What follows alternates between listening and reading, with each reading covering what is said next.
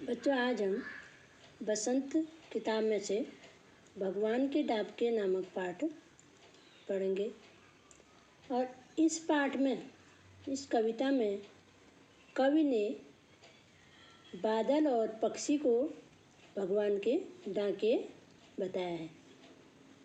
क्योंकि पक्षी क्या होता है? पक्षी और बादल ये भगवान के डाकिए हैं जो एक महादेश से दूसरे महादेश को जाते हैं। कवि कहते हैं कि पक्षी और जो बादल हैं वो क्या हैं? भगवान के डाके हैं। पक्षी एक देश से दूसरे देश में विचरण करता है और बादल भी एक स्थान से उमड़कर दूसरे स्थान में बारिश करते हैं।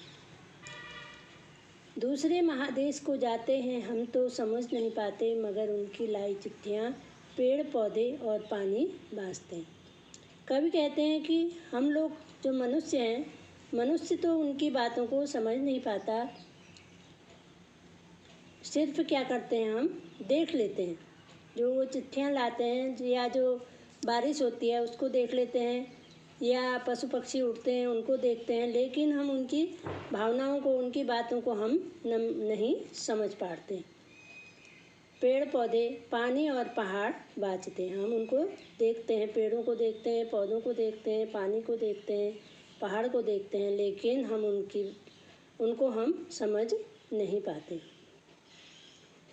हम तो केवल यह आंकते हैं कि यह एक देश की धरती दूसरे देश को सुगंध भेजती है। हम सिर्फ यह देख लेते हैं कि जब फूल खिलते हैं या एक देश की धरती जो है दूसरे देश में सुगंध पहुंचाती है, और एक सौरभ में तैरते हुए पक्षियों को पाँखों में तिरता है।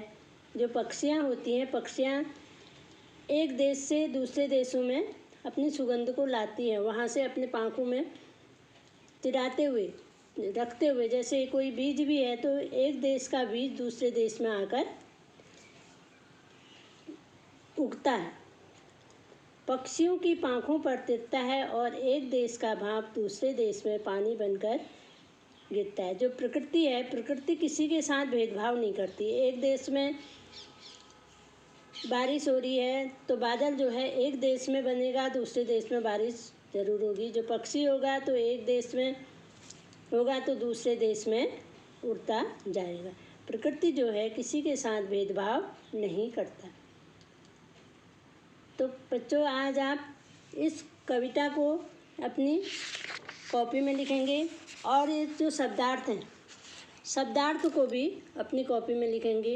ये शब्दार्थ हैं: बाँचना मने पढ़ना या स्वस्वर पढ़ना, आँकना अनुमान लगाना या अनुमान करना, पाँख पंख या पर, सौरभ सुगंध और सुवास। तो ये अपनी कॉपी में लिखेंगे।